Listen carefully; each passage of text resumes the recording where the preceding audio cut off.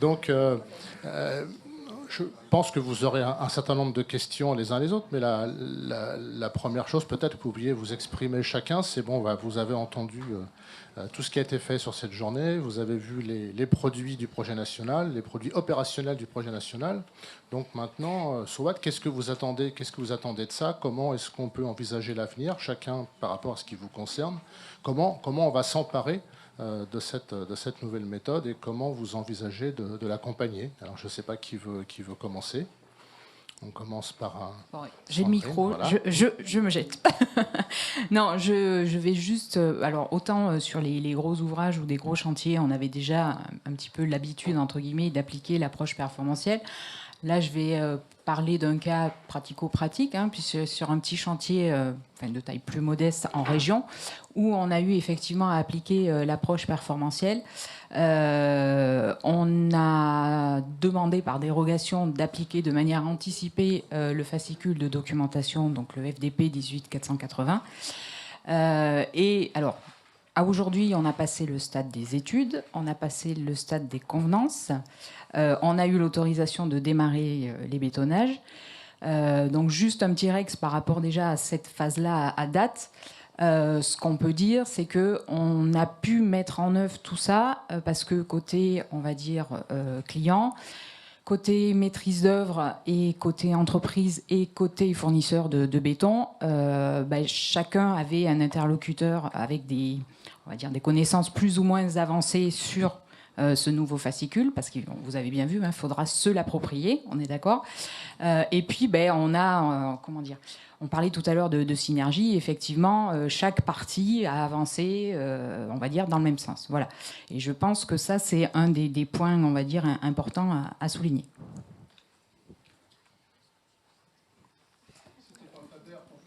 Voilà, le fournisseur. Non, c'était pas Faber. Mais ça peut arriver sur un autre chantier. Écoutez, moi, je remercie d'abord les organisateurs de cette journée pour la restitution de ce travail. Vous avez vu la complexité, la dimension riche, très riche, de toutes les données, de la recherche qu'il y a eu derrière. Donc, avec un partenariat qui me paraît assez intéressant entre les entreprises d'un côté, des chercheurs, des instituts universitaires, les pouvoirs publics. C'est toujours une démarche qui mérite d'être saluée. Je dirais que par rapport à Guillaume, qui a participé à cette campagne d'essai, notamment sur une partie, vous trouverez, je vous invite à y aller, tous les données et les rapports des différents groupes de travail sont très intéressants. Et Guillaume a participé pour l'étude de la variabilité temporelle, c'est-à-dire on a pris une formule selon l'approche prescriptive et tout au long d'une production qui s'est étalée sur un an et demi environ, on a évalué les critères de performance, a fait les études des paramètres de durabilité. Et ce que je peux retenir de cette expérience, c'était d'abord une formidable occasion de connaissances. C'est-à-dire, vous l'avez vu à travers les diapos, toute la difficulté, la richesse, je l'ai déjà dit, mais pour nous aussi, les bétonniers, et les SNBPE que je représente, j'espère dignement aujourd'hui ici, une excellente occasion de connaissance. On a pu vraiment apprendre des paramètres, même des connaissances sur notre propre quotidien de travail qui passaient en sous-trace parce qu'on appliquait l'approche effectivement prescriptive. Je ne dirais pas sans se poser des questions, mais en étant, bien protégé par ces filets. Comment on peut envisager la suite? C'était un peu la question qui a été posée. Comment on peut mettre en œuvre cette approche? Alors, je me projette dans une dimension un peu historique. Si on regarde l'évolution de la technologie du béton depuis le siècle XXe, moi je dirais surtout après le 1945 jusqu'à aujourd'hui, il y a eu longtemps un facteur, on va dire, principal qui a poussé l'évolution technique du béton. C'est-à-dire, il y avait d'un côté l'augmentation des résistances mécaniques et en parallèle une amélioration de la fluidité du matériau béton. C'est quelque chose qui, bon, si vous faites la corrélation, vous voyez de manière très nette. Et les rôles des adjuvants, par exemple, en était une des leviers. De l'instant où vous permettez d'augmenter la fluidité, vous augmentez en principe les résistances à consistance égale. Cet procédé qui donc s'est accompagné avec une augmentation de la productivité horaire, elle était guidée, était encaissée par l'industrie du béton, l'industrie de la construction, parce qu'il était capable, il était possible grâce à cette évolution, de réduire les temps de mise en œuvre et donc d'optimiser, augmenter la productivité. Aujourd'hui, nous sommes à une évolution qui sort de cette linéarité parce qu'avec les contraintes environnementales, les CO2, eh bien, cette tendance, on va dire, simple, en tout cas jusqu'à présent toujours avérée, n'est plus d'actualité. Il s'enrichit des dimensions plus complexes. Aujourd'hui, pour être clair, un BAP, d'un point de vue de la productivité, mettons de côté les coûts, mais d'un point de vue de la productivité, serait l'optimum. D'un point de vue, par contre, du bilan CO2, ben, évidemment, des questions se posent. Je trouve que l'approche performantielle peut permettre de s'insérer dans cette réflexion un peu plus vaste et de commencer à réfléchir dans des directions que sortent de cette axe habituel. On a cité plusieurs fois émergé la question de la durabilité qui va entrer elle aussi dans cette considération générale.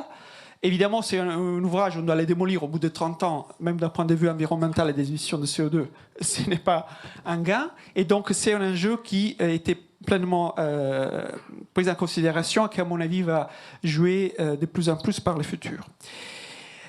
Comment on peut le mettre en œuvre pratiquement? Évidemment, il y a des éléments qu'il faudra apprendre. Évidemment, l'échelle temps, ça va être un facteur déterminant, Sandrine l'a rappelé. Mettre en œuvre une formule selon l'approche performantielle, aujourd'hui, relève d'une complexité qui sera un exercice à développer, et sûrement les deux approches cohabiteront encore longtemps.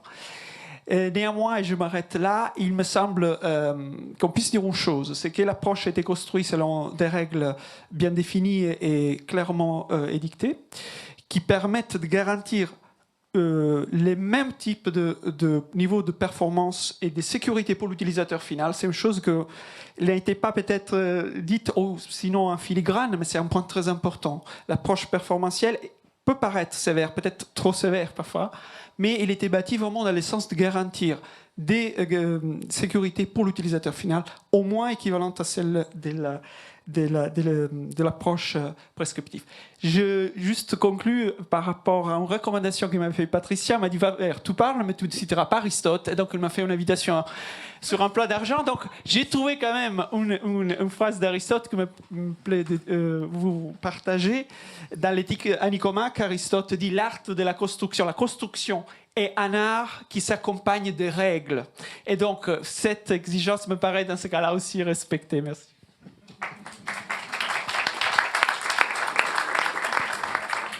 Sandrine, pour l'industrie cimentière. Merci Faber. Je ne vais pas citer Aristote. Je pense que tu parles bien mieux français que moi.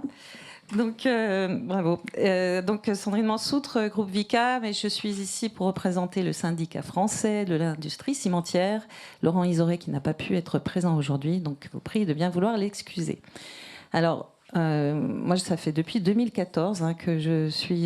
Donc, on était au Codor avec François, et je tiens quand même à saluer ta pugnacité, François, parce que il y a effectivement toute une équipe, tout plein de gens qui ont travaillé sur ce projet national, mais je pense qu'ils ne seraient pas arrivés là si tu n'avais pas été aux commandes. Et nous, des fois, nous secouer pour avancer. Donc, voilà, je voulais te saluer là-dessus parce que j'ai pu te voir œuvrer et chapeau. Donc, voilà.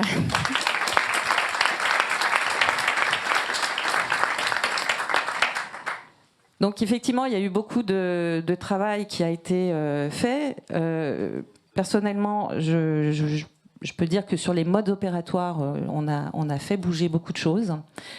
Je vais revenir sur la question que j'ai posée tout à l'heure au niveau européen, puisque je t'accompagnais également sur l'organisation de CSI, donc le comité suivi international.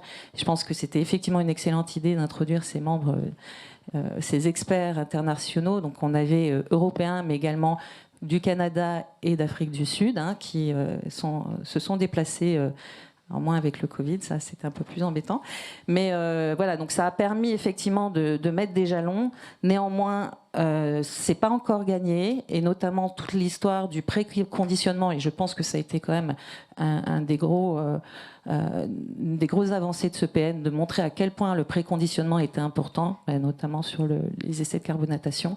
Ce serait dommage de ne pas arriver à l'imposer, et si justement les Européens ne le prennent pas, qu'en est-il de notre projet national au final et comment l'appliquera-t-on? Donc je pense quand même que ça, c'est vraiment à aller jusqu'au bout sur ce point-là. Ensuite, sur les laboratoires, donc tout à l'heure il y a eu effectivement mentionné sur les laboratoires agréés, on voit bien que le laboratoire dans cette démarche est central. Donc il faudrait absolument qu'on continue d'une manière ou d'une autre à agréer ces laboratoires et à maintenir des essais interlaboratoires pour vraiment s'assurer que cette démarche soit faite, qu'elle soit bien accompagnée. Et de pouvoir, alors là je laisserai Abdelkrim qui parlera au niveau des laboratoires, mais voilà, aujourd'hui il y a eu effectivement des laboratoires éminents qui ont participé à ce projet.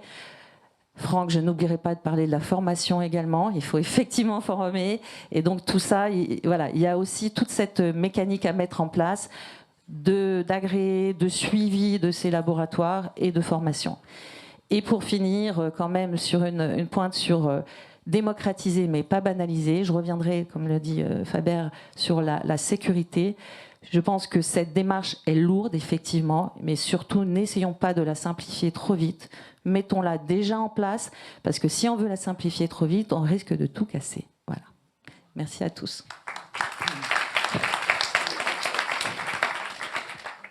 Alors, Diane, est-ce que c'est une opportunité pour les ajouts et pour votre... Complètement. Oui, complètement. Donc merci déjà. Alors moi, c'est Diane Achard, donc pour Ecosem. Donc nous avons le plaisir de faire partie du projet depuis le début du projet, là, depuis donc 2015. Nous sommes partenaires. Donc effectivement, pour les ajouts, c'est une belle opportunité de changer la façon de travailler sur les bétons, de mettre le béton, vraiment le bon béton au bon endroit, en fonction, avec une formulation complètement adaptée aux besoins. Et pour ça, j'aimerais bien ajouter quand même par rapport aux rédacteurs des cahiers des charges, il faut vraiment pouvoir donner l'environnement précis du béton pour pouvoir derrière formuler précisément selon les besoins.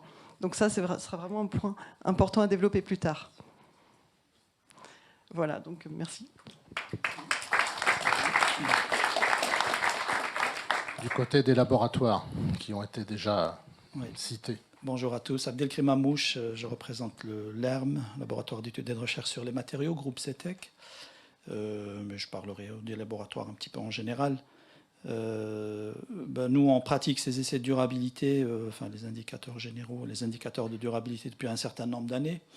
Je pense qu'on peut saluer vraiment le travail qui a été fait dans le cadre du projet, parce qu'on a vu ces modes opératoires être testés, être évalués. On a vu quelques campagnes d'essais interlaboratoires à échelle plus réduite. Et là, vraiment, on est passé à autre chose. Donc, vraiment, il faut saluer ce travail commun qui a été fait.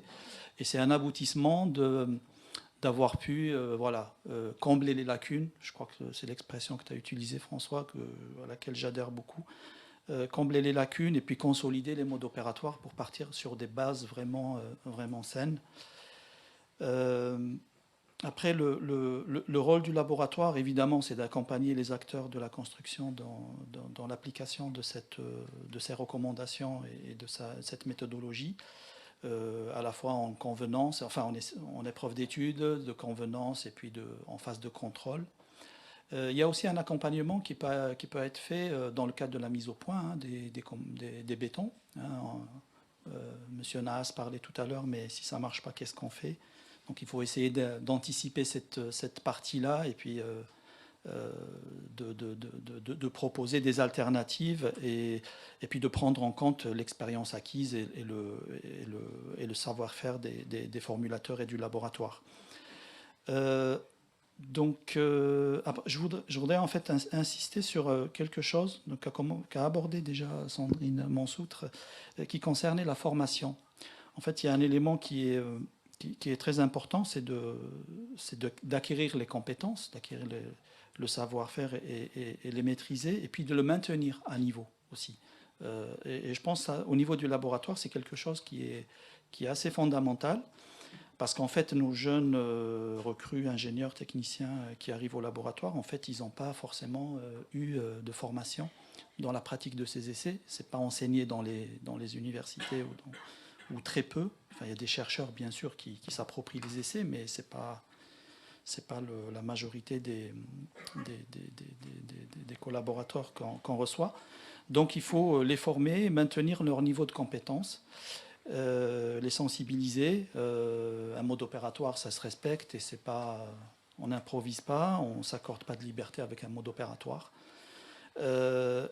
Et donc c'est ça au final qui va garantir la qualité et la fiabilité des résultats. Et puis je dirais que quand on est dans un environnement entre guillemets accrédité, COFRAC, ça aide beaucoup. Voilà. C'est tout ce que je voulais dire. Si on reste sur cette, enfin, dans la continuité de cette logique de formation, justement, c'est en supposant que demain, il y ait des quantités de maîtres d'ouvrage qui se mettent à faire des demandes d'appliquer cette méthode performantielle ou autre, est-ce qu'il y a un risque potentiel de ne pas avoir suffisamment de laboratoires, de machines d'essai, etc., pour répondre à la demande? Alors c'est vrai que si jamais demain, il y a un certain nombre de chantiers qui démarrent avec l'approche performantielle, c'est sûr qu'il faut se poser la question des moyens des laboratoires pour y répondre dans de bonnes conditions.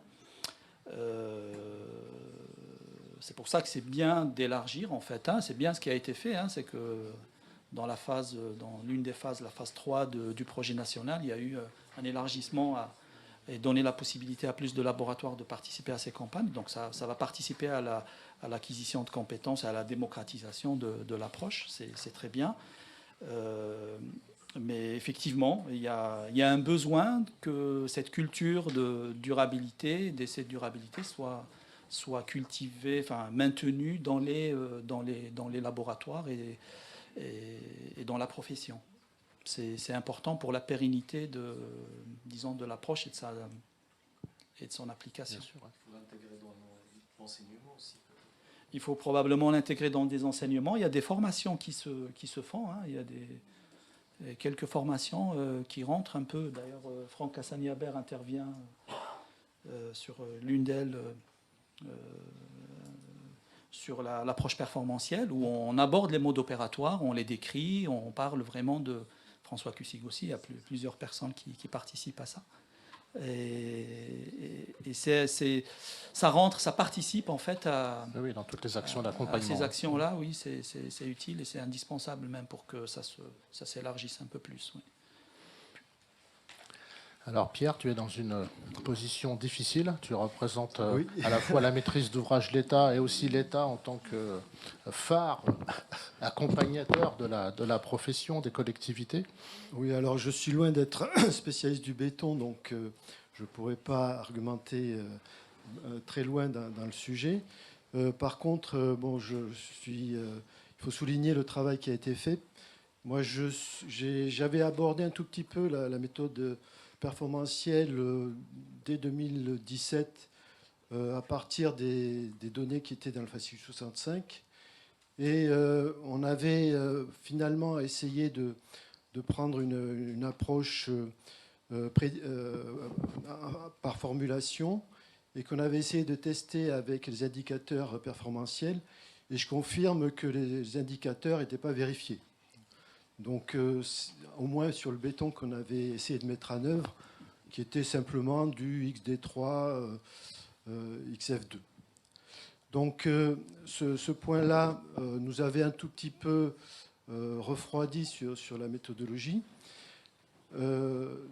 Malgré tout, les indicateurs qui étaient donnés dans le fascicule 65 étaient quand même relativement bien calés, puisque on les retrouve grosso modo sur les indicateurs moyens qui ont été donnés dans le PERF-DUP, avec quand même un renforcement de ces indicateurs en passant des indicateurs caractéristiques, alors qu'à l'époque, on avait des indicateurs qui étaient simplement moyens. Donc ça renforce la fiabilité, la confiance qu'on peut avoir dans l'approche performantielle. Malgré tout, pour pouvoir la mettre en œuvre, il va falloir qu'au niveau réglementaire, on fasse quand même un travail au niveau du fascicule 65 pour le mettre à jour, mais dans un premier temps, plutôt réaliser une note d'information qui permette de l'utiliser et invalider les paragraphes qui sont maintenant dans les fascicules de documentation 18480. Un point qui me paraît important, c'est au niveau de la difficulté d'application de cette méthode-là. Alors, au niveau des épreuves d'études, je n'ai pas d'état d'âme, ni même au niveau des études de qualification. Par contre, au niveau des études en production, on s'aperçoit qu'on va être amené à vérifier des indicateurs de performance tout au long du chantier. Et la question qu'on peut se poser, c'est de se dire, est-ce que ces indicateurs de performance sont plus variables dans une approche performantielle que dans une approche par formulation? Et on a l'impression qu'ils sont mieux maîtrisés, la variabilité est mieux maîtrisée dans l'approche performantielle. Et alors, la question qu'on peut se poser, pourquoi on s'oblige à les vérifier tout au long de la production alors qu'on ne le fait pas sur l'approche par formulation? Et ce point-là, quand même, risque d'être un handicap majeur pour l'utilisation de l'approche performantielle, puisque on peut tolérer d'avoir une durée, un chantier avec une période de préparation un peu plus importante déjà, qui est quand même un saut à passer qui n'est pas évident, mais obligé à faire tous ces tests pendant la production me paraît un frein assez important. Donc j'espère que ce frein sera dépassé et qu'on pourra quand même l'utiliser. Voilà.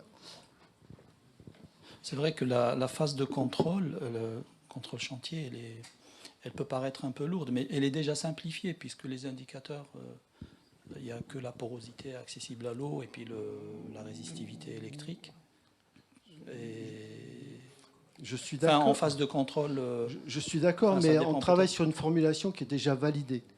Oui. À partir du moment où on a une formulation validée, je ne vois pas pourquoi les indicateurs de performance auraient une variabilité plus forte que dans l'approche. C'est plus un garde-fou, à mon avis, parce qu'il faut quand même vérifier. Il peut y avoir un aléa au cours de production qui fait qu'un paramètre qu'on s'écarte en fait de. Oui, mais cet aléa, il faut alerter dans toutes les formulations. Donc, oui. Alors, c'est vrai que on vérifie systématiquement la résistance à la compression parce que on intervient directement dans la résistance de la structure, et ça, c'est un garde-fou qui permet d'être en sécurité. Par contre, je suis moins convaincu par les indicateurs de durabilité. Bon, je suis peut-être à contre-courant de tout le monde, mais bon, je le dis quand même. Vous n'êtes pas à contre-courant de ce qui se dessine au niveau européen, en fait. Hein. Voilà. Au niveau européen, les discussions en cours, beaucoup d'autres pays, effectivement, voudraient alléger l'approche en considérant, comme vous le dites, qu'une fois qu'on a fait le travail de qualification, ensuite, on ne fait pas d'essai en contrôle. Là, on s'inscrit dans la suite logique de ce qui existait dans le fascicule 65. Il y avait déjà des essais. Et puis, on est aussi dans une phase où c'est relativement nouveau, c'est peu pratiqué. Donc, je pense que peut-être en période transitoire, et pour donner confiance à tous, même s'il y a un risque, effectivement, que ça constitue un frein, on s'est positionné en France avec ces contrôles supplémentaires. Pour moi, il y a quand même un gros avantage en termes de point zéro sur l'ouvrage parce qu'on a une carte d'identité du matériau, non seulement en qualification, mais au cours du chantier, qui est quand même assez riche.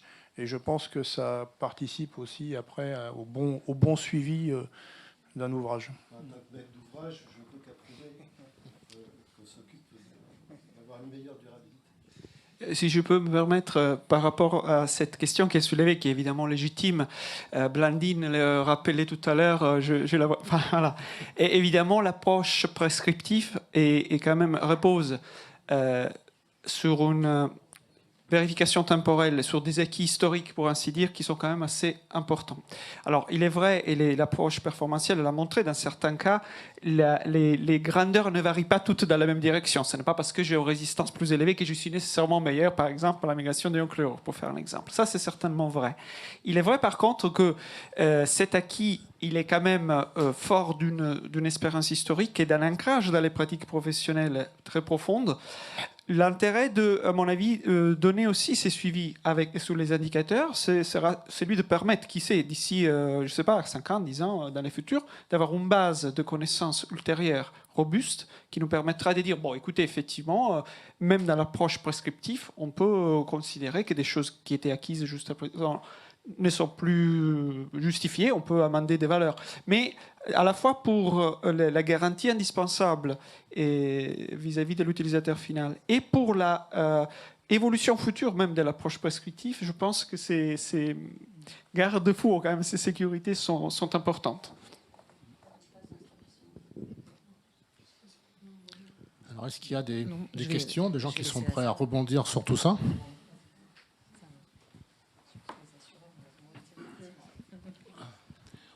D'abord, il faut effectivement remercier tout le travail qui est fait, que je trouve que c'est énorme et excellent.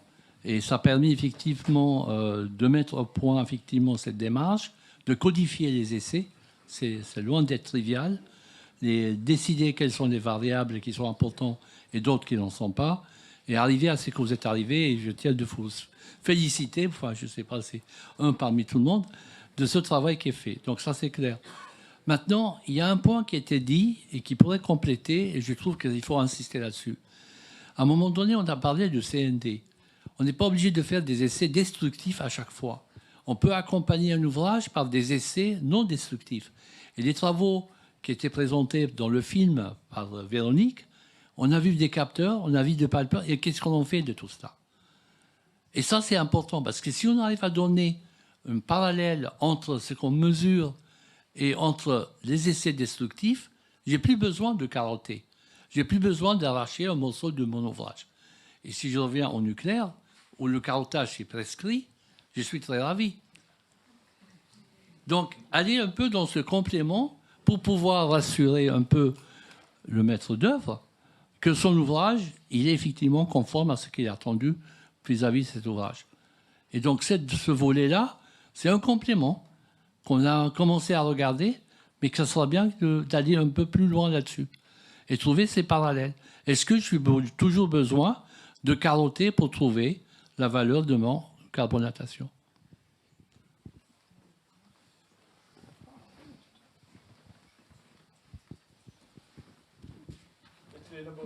Oui, effectivement. Je pense qu'il y a pas mal de capteurs qui se développent, il y a comme pas mal de techniques. Après, c'est en avancement, hein, ça progresse. Après, au jour d'aujourd'hui, je pense qu'on ne peut pas se passer complètement de prélèvements. On essaye de les minimiser autant que faire se peut, mais on est quand même beaucoup en confiance avec ce qu'on mesure sur les prélèvements. Ça n'empêche pas qu'il faut faire des essais non destructifs, des mesures de potentiel, des mesures de vitesse de corrosion qui se développent et sur lesquelles il faut acquérir un peu plus de recul, certainement. Mais tout ça, ça se complète. Je pense que c'est un tout, en fait. Hein. C'est un tout. Et juste pour compléter, c'est ici, Monsieur Brasilis, derrière vous, à gauche, Sandrine. Justement, après, effectivement, il ne faut pas qu'on s'arrête là. Et ce sont des méthodes à éprouver, à observer, et avec des essais destructifs, des essais non destructifs. Après, limiter les essais en contrôle, je pense que dans un premier temps, il vaut mieux faire ce qu'on a écrit, ce qu'on a dit, parce que bon, voilà, on va apprendre. Mais voilà, on va apprendre aussi sur la méthode prescriptive. Et je pense que là, dans les 10 prochaines années, on va encore se revoir. Et voilà. On a encore un bout de chemin à faire. Puis avec les études aussi sur la corrosion. Et puis les granulats recyclés aussi, puisque maintenant ils arrivent et qu'on ne les a pas introduits dans nos études. Maintenant, il va falloir les mettre. Il y a plein de choses en perspective. Moi, ça me faisait penser, parce que j'ouvre une petite parenthèse, parce qu'on s'écarte peut-être du sujet, mais que, en fait, c'est un peu à travers ce qu'a présenté Bruno, c'est qu'on a beaucoup parlé là de construction, enfin d'ouvrage à venir, de prescription, mais que la méthode, enfin pas la méthode parce que de documentation, mais la méthode au sens large, elle est aussi très intéressante pour donner des indications sur la durée de vie résiduelle des ouvrages existants. Et aujourd'hui, les maîtres d'ouvrage sont quand même beaucoup confrontés à est-ce que je garde l'ouvrage, est-ce que je le remplace, comment je le répare, et qu'il y a des débouchés qui sont très riches dans ce domaine-là. C'est un autre volet que la prescription des bétons, mais c'est aussi très intéressant. Bonjour, Vincent Mouy, Tractable, Cogne Bélier. Je voudrais, puisque c'est le thème, ouvrir vers quelques questions dont je ne suis pas sûr que forcément quelqu'un aura une réponse. Une première, c'est pour rebondir sur une remarque qui avait été faite sur l'évolution vers des bétons toujours plus fluides. Est-ce que revenir sur cette évolution, ce serait vers des bétons de classe S1, S2, serait pas un moyen de réduire les dosages en ciment et donc d'aller vers des bétons plus faiblement émissibles de carbone à caractéristiques mécaniques et de durabilité constantes? C'est une question que je me pose. Je n'ai pas de réponse définitive, mais je pense que ce n'est pas forcément quelque chose d'idiot. Si... Alors, évidemment, la question est légitime, ça va de soi. Et ce que, effectivement, important, juste aux extrêmes conséquences, les raisonnements qu'on a amorcés, esquissés ensemble, on pourrait la voir sous cet angle-là. Évidemment, il y a des facteurs multiples à prendre en considération. Dès l'instant où vous avez des bétons de consistance très ferme, qui seraient par exemple découlés d'un eau-sourcée très faible et des dosages d'estimants très très limités, et ça pose des problèmes sur la mise en œuvre de ces matériaux, l'énergie aussi associée à la mise en œuvre de ces matériaux. Parfois sur un chantier avec vie vibrante, bon, il y en a des différents types, mais peut-être alimenté aussi par un générateur diesel. Donc d'un point de vue CO2, je ne suis pas sûr que voilà, on gagne au mètre cube, mais c'est effectivement un raisonnement d'ensemble qu'il faut faire. Je pense que c'est quelque chose qui émerge dans les dernières évolutions normatives, ce soit celle dont on parle aujourd'hui, soit celle sur laquelle les commissions de la FNOR, la P18, en ce moment se penchent, sur laquelle en ce moment la FNOR se penche. Je pense au groupe d'experts solutions bas carbone. Ce qui émerge, c'est que de plus en plus, on ne pourra pas segmenter les optimisations, ni industrielles, ni économiques, ni CO2, sur les matériaux, les liens, les granulats, la mise en œuvre. Il faut vraiment mener une réflexion globale, parce que évidemment, c'est à l'échelle de l'implication énergétique du chantier, du matériau lui-même et de la structure. On parlait de l'épaisseur d'enrobage comme un des facteurs qui permet de jouer sur cette combinaison. Je ne sais pas, donc, pour répondre à votre question, si le futur va être fait des bétons S1, S2. Mais en tout cas, une appréhension plus globale, une compréhension plus globale de tous les phénomènes et une optimisation qui peut effectivement ne pas être celle qui émergerait si on considère un seul bout du parcours, mais la vision d'ensemble, elle est forcément amenée à émerger, à se confirmer. Je ne sais pas, peut-être le point de vue des entreprises là-dessus. Oui, côté entreprise, c'est vrai qu'on va vers des bétons de plus en plus fluides. Aujourd'hui, nos compagnons, je pense que François, tu partageras, ils se sont quand même bien habitués à avoir du S3, du S4, voire même du S5. Quand ils sont en autoplaçant, alors, moyennant bien évidemment des petits modules de formation, comment dire, de points d'attention et tout ça. Et puis, ils sont vraiment, on va dire, habitués. Et puis en termes faut aussi penser à l'aspect pénibilité, parce que sur la partie vibreur, toutes ces maladies, on va dire, reliées à l'utilisation des vibreurs, sans parler du bruit, voilà, ça peut être une piste, mais enfin, voilà, je sais pas, François, si tu veux compléter, mais voilà. Et moi, en complément, du coup, là, j'ajouterais qu'effectivement, après, avec les additions, et justement, ce que permet l'approche, c'est d'avoir aussi des multi-additions là-dedans, de pouvoir faire des bétons beaucoup plus fluides, avec des taux de clinker aussi réduits. Et on change quand même un peu la perception, quoi. On peut changer voilà, la fluidité, on peut adapter la fluidité. On a aussi la chimie qui va bien maintenant, on a beaucoup de choses. Donc, voilà. Je me permets de continuer. Pour rebondir sur la chimie, une autre question. Les fournisseurs, c'est quelque chose qui n'a pas du tout été évoqué, de tout ce qui est produit de cristallisation, nous vendent que ça permet de reboucher les pores et d'améliorer la durabilité. Je ne sais pas ce qu'il faut en penser. Je pense que sur le fond, qualitativement, ça doit être vrai, mais j'ai jamais vu aucune quantification. Est-ce que ça peut être aussi une piste pour, non pas d'améliorer la durabilité du béton lui-même, mais de venir améliorer la durabilité de la zone d'enrobage après coup, par ce genre de produit? Est-ce que quelqu'un a une idée de ça? Alors, les produits de cristallisation, alors je ne suis pas une experte là-dessus, hein, mais c'est vrai que c'est quand même fait aussi à base d'additions broyées très très finement. Enfin, c'est une question de micropores en fait, du béton. Donc voilà, après, tout dépend de la formulation du béton. Certainement, il doit y avoir des intérêts. Après, voilà, si une formulation de béton est très bien formulée avec des E sur ses bas, on a quand même de très bonnes performances derrière. Je rajouterais juste que la boîte à outils qu'il y a dans les indicateurs de durabilité permettraient justement de tester ce type de produit et d'évaluer leur efficacité. Et bien sûr, il faut se poser la question aussi sur le long terme et leur devenir. Voilà. Mais voilà. D'ailleurs, les Eurocodes préconisent pour l'utilisation de ce produit de faire des essais de performance pour vérifier que ça n'altère pas les performances mécaniques. Ça serait assez bon aussi quand on va faire des performances, vérifier que ça marche.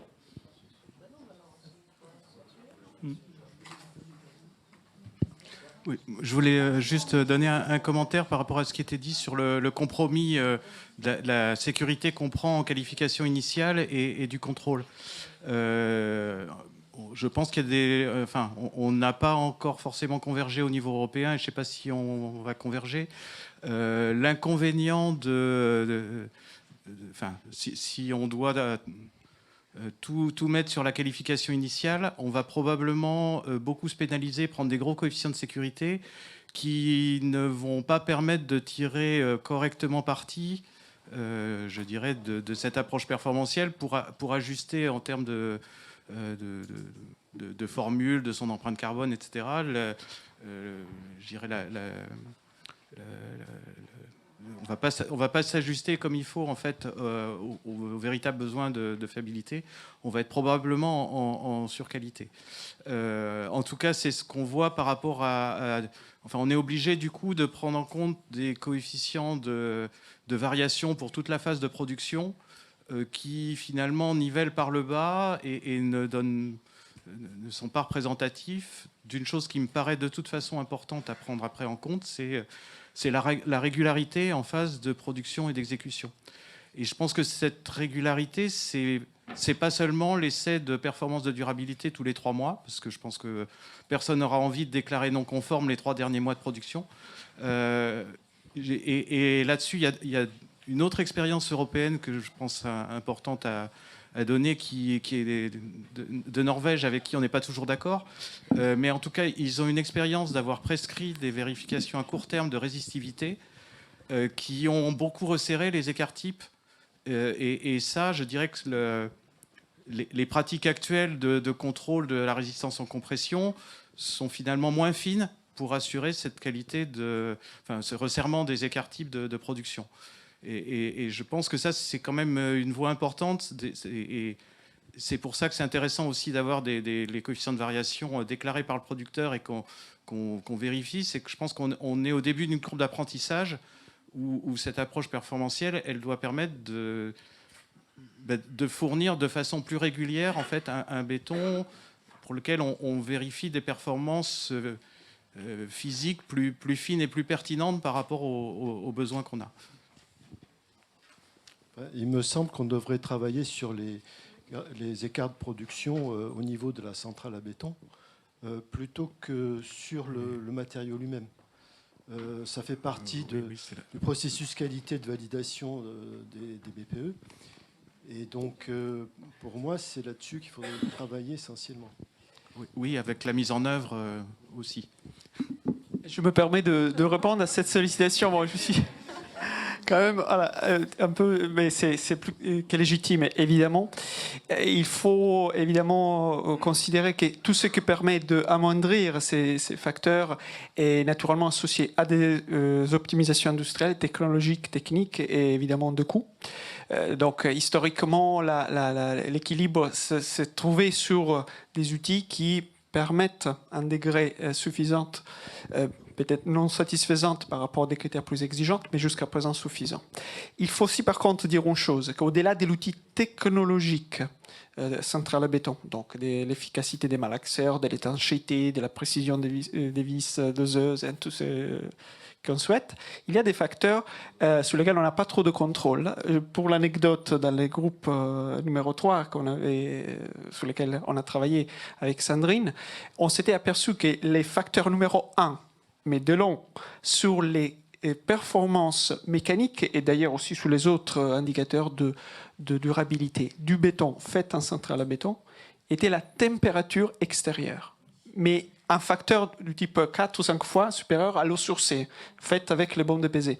Donc, évidemment, il y a un effort à faire et à mesure où les contraintes augmentent, l'exigence environnementale, normative augmente, les entreprises seront capables de supporter par des contraintes techniques plus importantes des sévérités accrues, autant il reste des éléments qui sont de la part du matériau lui-même, par sa nature, sa production au cours d'une année, sa distribution sur un territoire vaste et assez capillaire, qui ne pourront pas être écartés définitivement, comme celui-ci que j'ai cité, la température par exemple. Et j'allais rajouter donc la température en effet, et du coup l'impact aussi sur la quantité d'eau. On a pu voir que ce qui était assez facile à imposer en laboratoire, en fait c'est très compliqué d'avoir une quantité d'eau bien fixe dans un béton, mais parce qu'il y a énormément de paramètres qui peuvent jouer là-dessus. Mais voilà, et ce qui est simple à faire en laboratoire est peut-être pas toujours au niveau industriel. Ça... Enfin, ma remarque était simplement une comparaison entre ce qu'on exige de l'approche prescriptive et l'approche performantielle. Je dirais qu'en prescriptif, on peut varier d'une manière importante, et personne ne le verra parce que personne ne le mesure, alors que là, on est extrêmement rigoureux. Bon, je pense que là-dessus, c'est pas la peine d'en rajouter, mais je pense que c'est quand même une forte contrainte sur le développement de l'approche performantielle. Alors, Elisabeth Marie-Victoire du laboratoire de recherche des monuments historiques, c'est plutôt une perspective à suggérer. C'est-à-dire que ce PN a été quand même une formidable plateforme d'acquisition de données, d'acquisition de connaissances scientifiques, techniques, méthodologiques. Mais en fait, je vais prêcher pour ma chapelle, qui sont les monuments historiques. Et en fait, on a eu une présentation de problématiques de carbonatation d'un côté, la problématique de la pénétration des chlorures de l'autre côté, et quid des mélanges, de facteurs combinés. C'est-à-dire qu'en fait, nous, sur nos monuments historiques, qui pour certains datent fin 19e, on a les deux. C'est-à-dire qu'en bord de mer, on n'a rarement que des chlorures. On a généralement des chlorures et de la carbonatation. Et par exemple, en zone urbaine, c'est pareil. On a généralement, de façon combinée, de la carbonatation et des sulfates en quantité très très importante, qui nous posent d'ailleurs des soucis à la réparation. Et donc, en fait, est-ce que dans les perspectives, on peut envisager d'avoir des modèles qui combinent la progression de la carbonatation et puis des chlorures par rapport à des problématiques de corrosion, sachant que la carbonatation va aussi faire que les totaux vont devenir des libres. Ça complexifie un petit peu le tout. C'était déjà pas simple avec des paramètres comme ça bien scindés, mais n'empêche que la réalité montre qu'on a des combinaisons de phénomènes. Je vois Myriam qui fait un petit peu la moue. Je pense qu'on rêverait tous de pouvoir effectivement combiner tout ça. C'est déjà vraiment très complexe. En soi, ça a été aussi des questions qui ont été soulevées lors des CSI. Moi, je répondrai pas parce que j'ai pas de réponse à donner. Mais effectivement, à un moment, il va falloir voir comment tout ça se combine. Et ça sera loin d'être linéaire. Ouais, J'ai une question ici. Oui. Franck Alemani, bureau d'études aéroport de Paris. J'avais deux questions distinctes. La première, c'est sur le feu. Donc nous, on est sur des établissements recevant du public. La problématique du feu, elle est systématique. Et ma question, c'était, pour tout ce qui est stabilité au feu, c'est les documents applicables sont régis actuellement par un arrêté. Le document pour l'approche performantielle, c'est un document nouveau. Du coup, est-ce que l'arrêté va être mis à jour pour intégrer le fascicule 18480 ? Ou bien, du coup, est-ce qu'il faudra faire systématiquement des avis de chantier pour les bétons issus d'approche performantielle, ce qui peut constituer un frein assez important ? Ou bien est-ce que c'est un non-sujet, que c'est quelque chose de tout à fait distinct ? Ça, c'est ma première question. Et pour la deuxième question, ça concerne plutôt l'aspect bilan carbone qui va nous être imposé dans le cadre de l'ARE 2020. Et ma question, elle est plutôt pour le SNBPE qui propose un outil qui s'appelle Betty, qui est un configurateur de FDES et qui actuellement ne propose qu'une liste limitée de liants, de ciment. Est-ce que une mise à jour de l'outil va être faite pour intégrer justement l'approche performantielle pour pouvoir calibrer plus finement les dosages des différents composants du liant ? Parce que sinon, ça veut dire qu'il faudra qu'on fasse systématiquement qu'on sous-traite une mission d'évaluation, d'analyse de cycle de vie des bétons issus d'approches performantielles, si on n'a pas un outil comme ça un peu systématique, ce qui peut constituer un frein supplémentaire.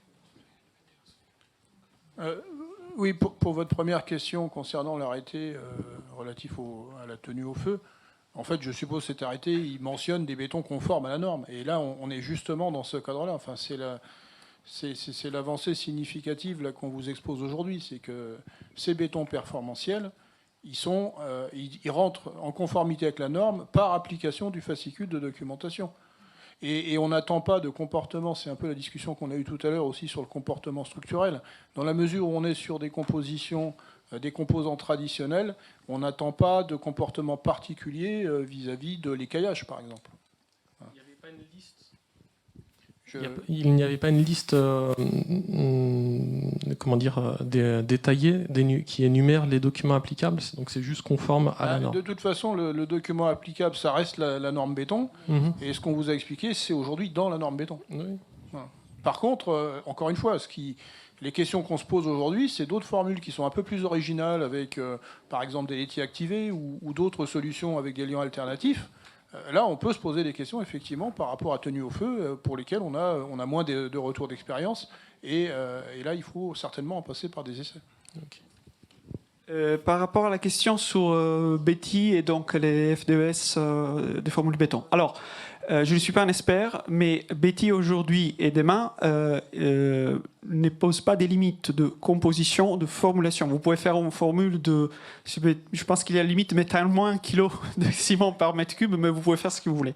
Et comme les constituants, c'était rappelé plusieurs fois, François l'a rappelé, plusieurs des intervenants, sont les mêmes que ceux autorisés historiquement par les 206 passés, donc il n'y a aucune nouveauté là-dessus. Sur cela, il n'y a pas de limite. Betty, aujourd'hui, peut être utilisé d'un point de vue, de calcul, de l'outil des calculs, si les matériaux utilisés sont les matériaux historiques. Sauf que je disais peut-être, Sophie... Le N197-5, je ne sais pas s'ils ont déjà voilà, été... Après, il y a un travail qui est en cours, mais je laisse la parole à Sophie. Betty reste un configurateur, donc les éléments rentrés sont déjà prévus.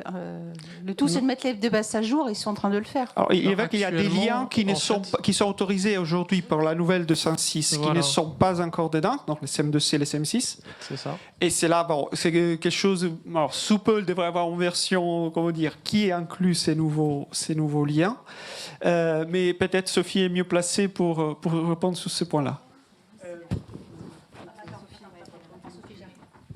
Juste dans Betty, actuellement, il y a les CEM1, les 2A, 2B et 3A, mais c'est pas détaillé plus que ça. Oui, mais ils arrivent. Donc tout ce qui est méta-kaolin, par exemple, il n'y a pas. Alors, plusieurs choses. Déjà, il y a une nouvelle version de Betty qui va arriver. Elle attend 2 choses. Elle attendait à la fois la partie performantielle, mais aussi la mise en place de la norme 15804 qui sert au FDES, dont l'annexe A2 va arriver et qui va changer un peu la manière de faire les FDES. Donc, ça va être mis à jour, ça va arriver, il y aura les nouveaux liants dedans. La deuxième chose, c'est que dans Betty, tout n'est pas accessible à tout le monde. Aujourd'hui, un producteur de béton prêt à l'emploi a plus de souplesse sur les formulations auxquelles il peut accéder que quelqu'un qui n'a pas d'accès effectivement membre. Donc la question, c'est pour le béton performantiel, effectivement, c'est au producteur de BPE de faire la démarche exactement comme c'est à lui de qualifier son béton selon une démarche performantielle.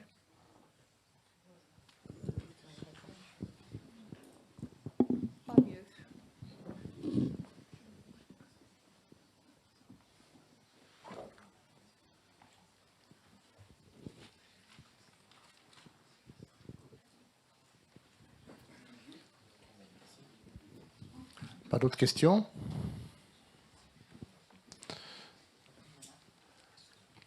Pas d'autres interventions potentielles de votre part ? Si ? Un dernier mot ? Bon, excusez-moi, juste pour pouvoir effectivement redémarrer un peu la discussion, mais j'avais quand même un point qui m'a resté à discuter avec vous, à échanger. Il y avait la perméabilité à l'air, que c'était un paramètre qu'on aimait beaucoup, nous, dans le nucléaire, parce que, vous savez, nos ouvrages, ils sont liés à des exigences de confinement. Et le fait de l'enlever de votre, on va dire, catalogue des exigences performantielles, ça me gêne un petit peu, même si des variabilités assez importantes sont observées, mais ça reste néanmoins quand même un paramètre qui nous guide un peu, parce qu'il faut savoir que les enceintes de confinement, ils sont régis par une essai à l'échelle 1, dans lequel on voit la pression et par rapport au taux de fuite, qui est normé par un décret, qui autorise un certain taux de fuite, qui est quand même une perméabilité à l'air. Donc je voulais voir avec vous, est-ce que malgré tout, même si vous avez dans votre approche mis un peu de côté, est-ce qu'on ne peut pas le valoriser dans certaines conditions pour des ouvrages spéciaux tels que des ouvrages où le confinement est exigé?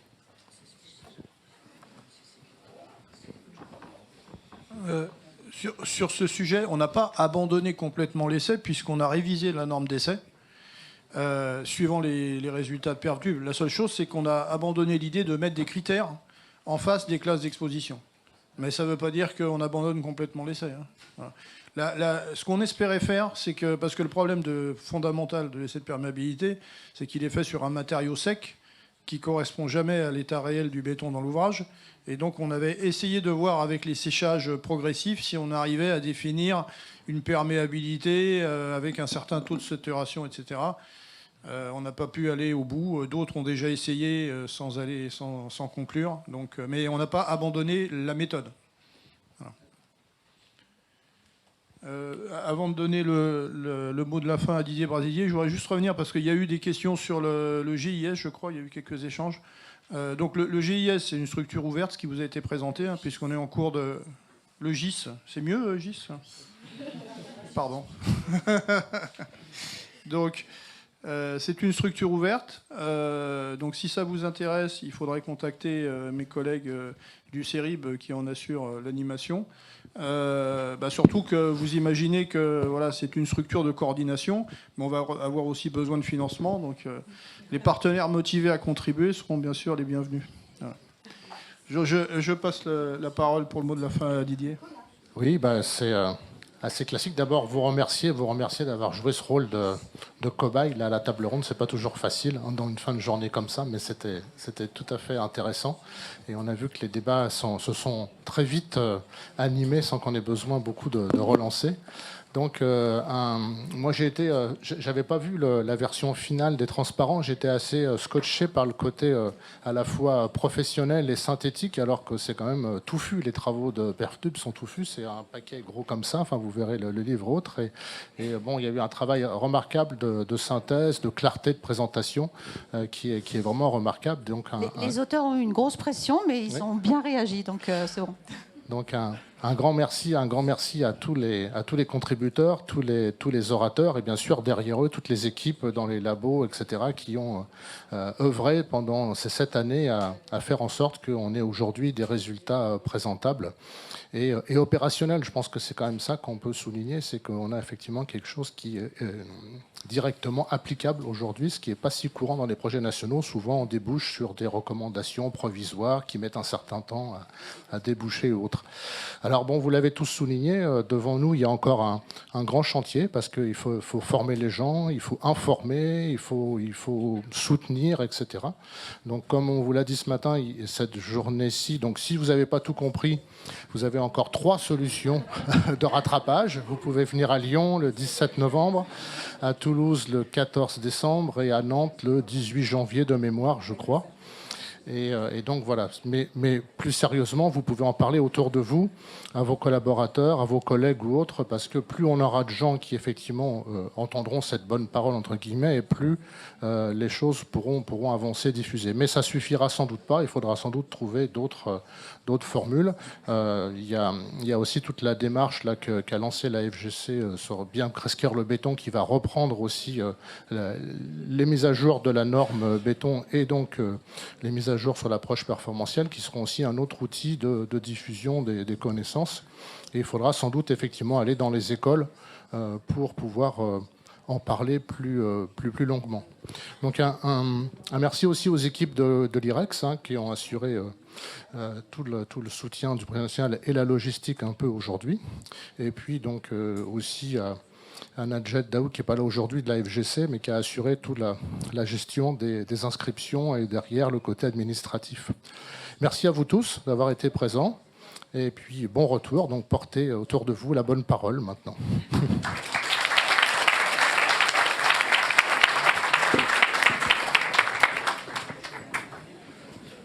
Je suis capable de le mettre dans mon sac.